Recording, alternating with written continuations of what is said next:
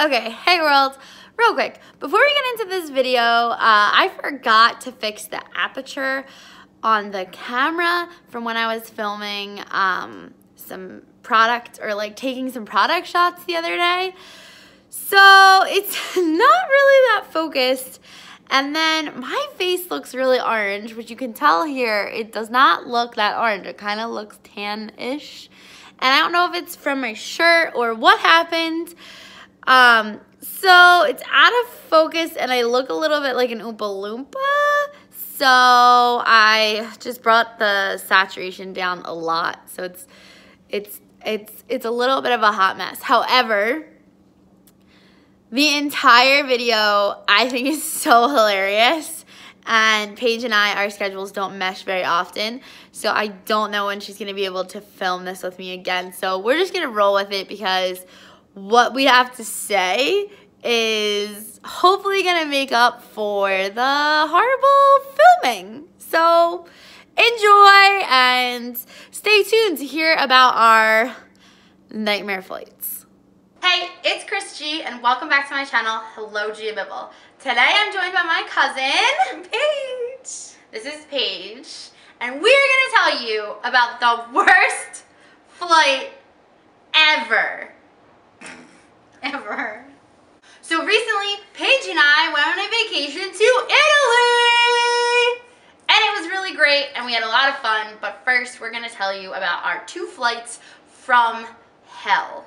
So the best place to start this story off is in New Jersey, where we live. The 24 hours up until the flight, Paige was absolutely terrified. She hates to fly. She's not the only person in the world that hates to fly. It's okay. However, she was absolutely terrified to fly, and like her anxiety was kicking in. She couldn't concentrate. Like my wonderful godfather drove us to the airport in Newark. We actually live closer to Philadelphia, but for the it's cheaper to fly out of Newark.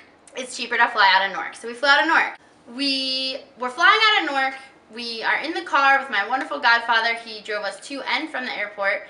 And she is just like, you can tell, is just not there. She's like on her phone. She's like feverishly texting like my aunt, her boyfriend, her best friend. She's like, we're gonna die. Like you could just tell like she is overwhelmed by this whole thing, and like nothing that I was going to say was gonna make it better. So we get to the airport, check-in goes really smoothly. We head over to security. Paige, this is like her part that fills her with dread. So what were you feeling in that moment, Paige, when we were in security? I think I was gonna get through. She just thought like they weren't gonna like let her get on the flight. They were gonna leave her out of the country, and like she's a good, upstanding citizen. She pays her taxes. Like she's never done anything wrong. Yeah, you pay taxes. Sean does your taxes. Ah, yeah. Okay, so she pays her taxes, I think. We get to security, and here's the part I don't understand is that we're in Terminal 2 or Terminal B, which is the international terminal at Newark, and our security line was like so small. Was so small, and it was high. like they built it out of like cardboard boxes. Like it just was awful. felt like that show Out of the Box, but the opposite, right? Where it looks like a bunch of boxes on the outside and then it's a beautiful castle on the inside. This was the opposite. So we're stuck in this really small line. The whole time, I'm trying to have a conversation with her. I'm like, oh, blah, blah, blah, like trying to talk to her. And she literally says to me, don't talk to me until we get through. So we have to stand in this line. We can't really use our phones. I have to stand like basically in this tiny line and people watch and not even report anything back to her because she basically refused. I was like just trying to make conversation with you, like, oh, how's this person, how's that person? And you were like, don't talk to me. So we get through security pretty easily, like nothing went wrong. It was fine. And every time I'm like, see, everything's fine. She does not give a poop. She thinks we're going down. So we're going down. Get into the gate where the gates are, and there isn't a ton. Again, it's an international terminal, and yet there's like 1 bar and 1 convenience store. And my aunt had said, here's a bunch of money, like drink alcohol before you get on the plane, which sounds bad, but besides breathing exercises and Xanax, like the one other thing to get the 2 of us calm is probably wine. And like at this point, I'm getting nervous because she's so nervous.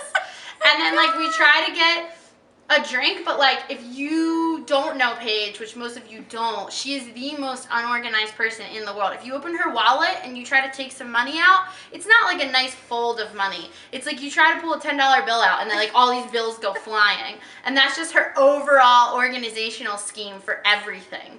So she has like these bags and like they're not packed with any reason, and money's going everywhere, and Anthony's trying to call, and it's just like, and she cannot, and like all that's happening and she's still like, we're gonna die on this plane.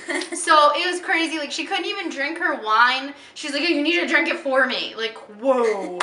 Whew. Yeah. So on top of it, she's like, I can't drink, I'm hungry. And so we go to the convenience store across from the bar, and it's...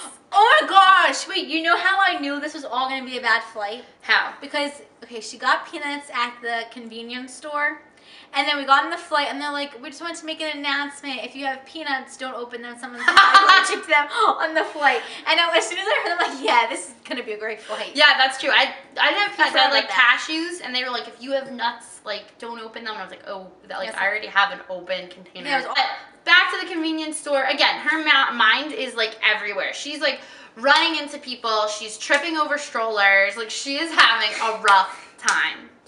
Eventually, our plane comes. We boarded 15 minutes after we were supposed to leave. That's when you did too. So that happens, Paige. That's normal. So, I just was. And she's still freaking out. On top of it, it's like now this flight is late. So she's like, oh my God. We made friends with some nice old ladies. Wait, I did tell her, I said maybe I should call my mom to pick me up, remember? And I was like, are you bleeping for bleeping real right now? Yes. Hey, we're about to board. Freaking out. And like, this is literally like we're getting on the flight. She's like, maybe I should just call my mom. It's like, okay, calm down. Like, yeah, okay. So we are getting on the plane finally, and we meet these nice old ladies. They tell us all about their cruise, and this is where I think maybe she was feeling a little better, because we were like taking her mind off of it, and we were talking to these nice older ladies. They're telling us all about their cruise around the Greek islands and how they're gonna end up in Venice, and that's where we were going, and you know. So then we even get on the plane, and we made friends with a nice Irish family. Only because Christine goes, I'm so excited for my honeymoon with you. And they looked at us. I said, no, she's my cousin. That's why they were talking to us. They thought we were gay. I like to do that to her every now and then. I like teach her lessons on acceptance. And you stand in the security line. You're like trying to hold my hand. Like, oh my God, my first honeymoon. Because I'm trying to make her laugh. Because she's like, if you could have seen her, she was like deer in headlights. So we get on this plane, and it's Aer Lingus. So it's an Aer Lingus. It was the thing when you walk in, they have music playing. And like, hello. Like, hello, welcome aboard. They're not British, but okay. Oh. They're Irish. Oh. Well, how do Irish people talk? So we get on this flight, and we're a little annoyed that the flight is 45 minutes behind, but then my friend Moose calls me, tells me that he's in Rome. We make plans to see him while we're in Europe, and it's starting to feel better. Yeah, I was like, we're like getting a little relaxed. We made friends. Yeah. Paige was like looking at all the movies, which we'll get to that later, and it felt good. Like, it felt like a really nice airline, and we were ready to go. And the story that we're about to tell you, let's be very clear, for this airline at least, is no reflection on Aer Lingus. Yeah, they were so nice. They were great. It just was... The pilot should have never taken off. No. Worst flight I've ever been on. So we take off, and this whole time, right, Paige is very, very worried about turbulence. She's like, is there going to be turbulence? I'm like, well, there's always turbulence, and like, I'm not a pilot. Like, I'm not a, like, I can't predict the future. So I just say no, right? I'm like, no, there's not going to be any turbulence. Then starts the worst turbulence I have ever. This was right after the peanut thing. Then it all went downhill. In my life. I've been on a lot of flights, and Paige brought her bad juju on that flight, because this was the worst flight we've ever been on. Yeah, this was pretty bad. So basically, we're on this flight, and we realize that the turbulence is bad, and it's definitely out of the ordinary. The plane's like going like this, and it's like side to side. And I'm like, everything's okay, everything's fine. Like, I just keep my stuff together for her. Because she's also texting me on her phone. Like, the text isn't going through, she's typing it on her phone. She's like, are we gonna die? Is the turbulence ever gonna end? The pilot shouldn't have taken off. Like, she turns into a meteorologist and a pilot. So we knew it was bad when they start bar service, so it's like soda and all that, and the flight attendants are like falling into people and have to like hold on. The pilot even came on and was like, you have to stop the service. Yeah, so he was like, flight attendants, you need to stop the service, and they're like falling into things. So they take the bar cart away because obviously it's a big heavy metal cart. If it goes flying, like it could kill someone. So they end service, but every time you see them walking up and down the aisles, they have to like hold on to things. Oh. And then you start to look around and people are just like this. And like they're just getting like, so basically the old ladies we were talking to were having a hard time. Yeah, the two old ladies, we look over, they're getting sick. We look over at the Irish family, their kids are getting sick. And the flight attendants get like the boutique bags for like the air mall, and they're just like throwing them at people because people are just like, and people are just vomiting everywhere. And like seriously, we're still like, the plane's still going like this. And Paige is like, we're gonna die. She turns into, like I said, she turned into a pilot. She's like, we should not have taken off. And I'm like, you don't even know anything. No, I know. We shouldn't have that day. And it was ridiculous. And this lasted for 2 hours. It lasted the entire time. At least we were over the ocean. We were over Canada. What does that matter? Because it just like made me feel better. She's obsessed with like, for some reason she thinks that when you fly over land, it's more safe than when you fly over water, which doesn't make any sense at all, but okay. And the thing is like this lasted all the way from Newark up to the very, very northern part of northeastern Canada. 2 solid hours. And we have some footage that we're gonna plug in, but the reaction on Paige's face when the pilot tells that there's a 160-mile wind pushing us forward and that this is going to last for 2 hours is priceless. Now reach a cruise 37,000 feet, making very good time over the ground, very high ground speed. Got a wind directly behind us of about 150 miles an hour, pushing us along. We're pretty much in the core of a jet stream, so it's going to knock off a bit of time off our flight. Oh, hell yeah. It's a short flight time tonight. The drawback is we're probably going to experience the light turbulence occasionally a bit more as we're experiencing now, for at least the next half an hour, maybe a little bit longer as well. So we'll keep the seatbelts sign on. As soon as we find out from aircraft ahead, we'll turn it off. So please respect that. I'm sorry. We get out of this turbulence. Once we're headed towards Greenland and Iceland and over near the Arctic, the turbulence teeters out. And that's the point where Paige and I, we never vomited, but that was I felt sick, but I felt sick then. That was the part where we felt sick, because I think our bodies just adjusted to being jostled around, and then all of a sudden when we weren't, we were like, yeah, it was I don't know if I'm gonna be okay.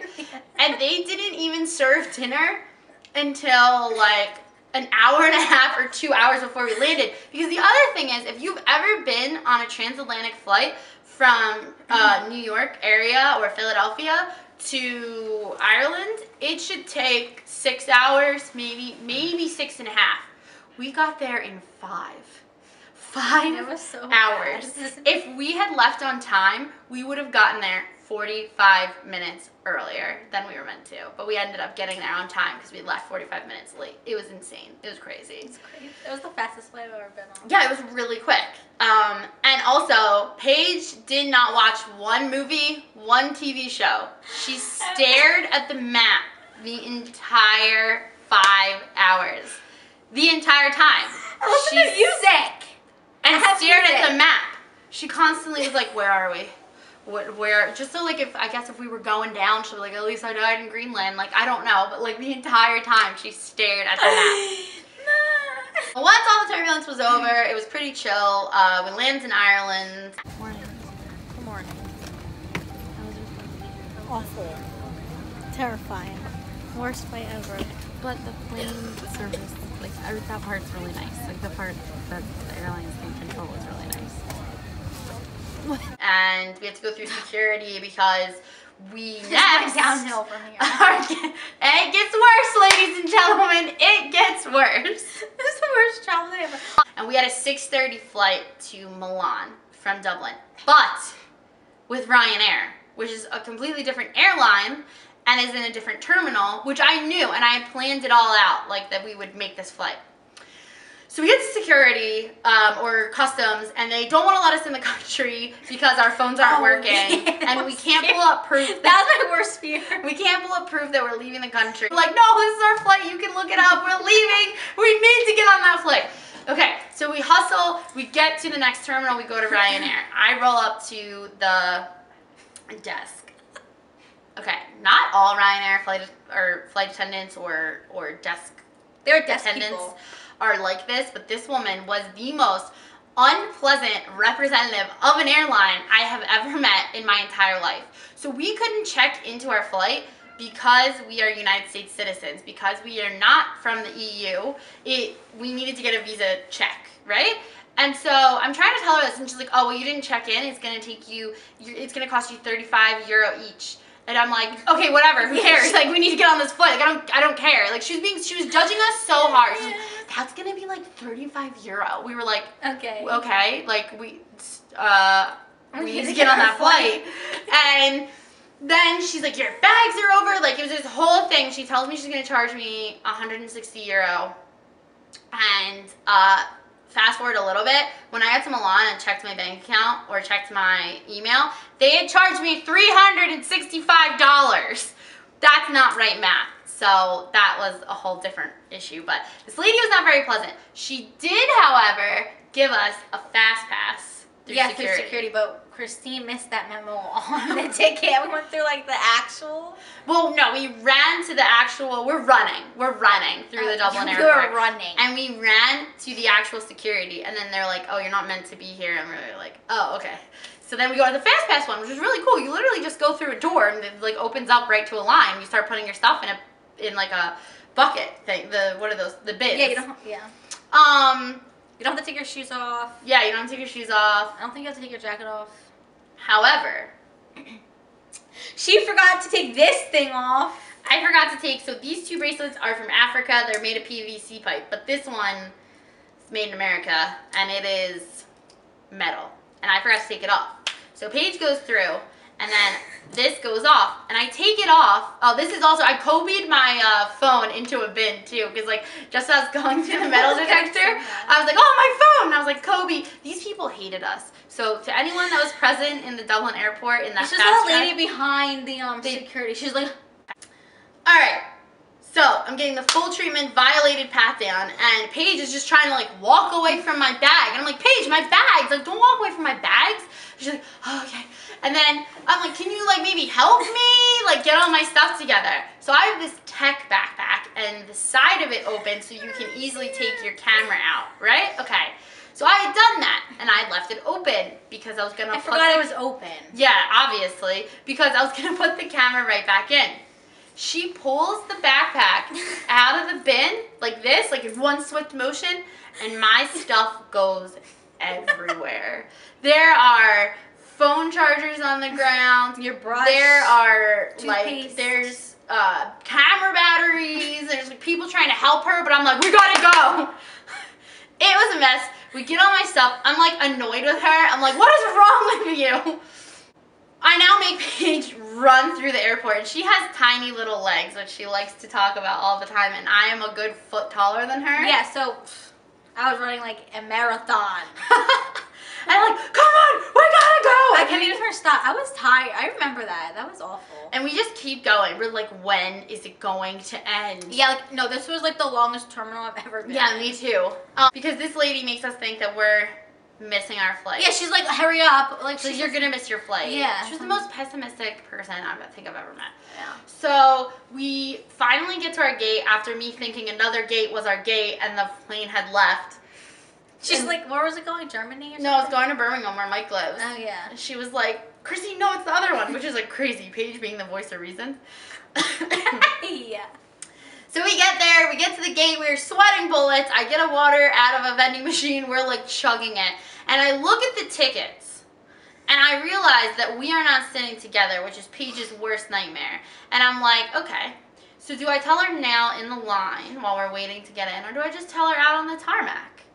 I told her out on the tarmac because it's just like there's a less of a time she can be mad at me.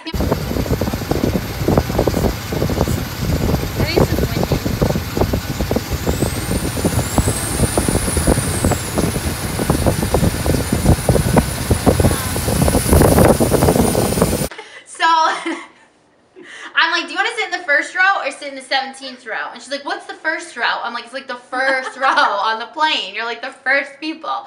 And she's like, okay, I guess I'll sit on the first row. Thank God she did. All right, we get on the plane. It takes off. It's a nice, comfortable ride. It wasn't that bad.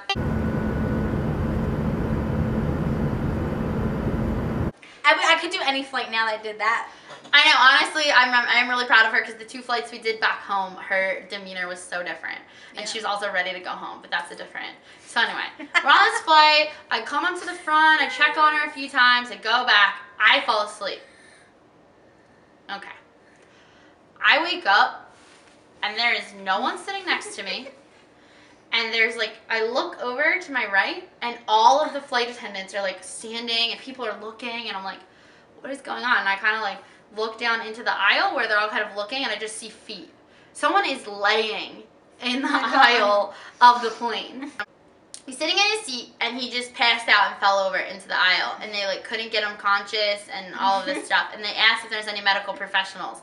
Now, I was asleep during this part. Paige is a medical professional, and she told me later that she was like, there was no way I was gonna say that I was a medical professional. I go back there. I mean, she's not a doctor or a nurse, but I mean, something's better than nothing. Yeah. Well, whatever. But lucky him, there ended up being a cardiac surgeon on the plane. And basically what I think happened is this man had a heart attack on our plane, right? Okay. They asked the cardio surgeon to come up to the front and to get on the phone. She was talking to the pilot. She's talking to the pilot, who would then talk to the ground crew. And I remember thinking to myself, oh, snap. They're landing this plane. And again, I've been flying my entire life, and I've never been on an emergency landing, ever. Not once. So I go up to the front of the plane, and I like put my hands like on her knees, and I'm like, hey, like, how's it going? First of all, she's like, you look a hot mess. That's what you started off with, but keep going. I was like, how are you doing? Like, how's the flight? She was like, it's fine. I'm like, okay, so, But I knew we were having an emergency landing before you did. Because she also heard the medical part, and then she was sitting right there where the lady was on the phone. But I went up to her and I was like, so, all that matters is you do it better. All that matters is that we're okay, we're safe, but we're landing this plane. And there's nothing wrong with the plane. Yeah, you're like, there's nothing wrong. But I think we're going to France. Oh, she was like, we're fine. All that matters is that me and you are okay. We're fine. And we keep coming in, and I'm like, this airport is like all tiny private planes. I'm like, where are we going? And we come in, and basically we landed in Belgium, outside of Brussels, in a really small... Like, all you see when we land is like all these ambulances waiting for us. We land into this really small airport with propeller planes and stuff. I didn't see that part. But as we're landing, yeah, you see like all of the ambulances on like the tarmac, outside, and it was really dramatic. So and then the EMTs come on the plane. There's like 6 different people, and then they're speaking French to him. And this was my moment where I was like, this is not when I want to translate. Like, I don't know the words for cardiac arrest. So I was like, please speak English, or to the wife, like, please speak French, because this is not the moment that I want to translate. My friend Clem says that I barely even speak French, so this is not my moment. EMTs were really hot. They get the guy, they get him off the plane, there's paperwork, there's luggage, and then finally, after an hour, we're able to get back up in the air and fly to Milan. In Paige's words, she doesn't understand. It's 45 more minutes. He could have waited 45 more minutes. It was just crazy. People were just being overacting dramatic. I don't think they were, because he had a heart attack. No, they weren't like, but he was awake. He was conscious. I mean, he was a different color when we landed. Yeah, Paige, he needs to get off that plane. But I understand what you're saying, because we diluted 30 minutes.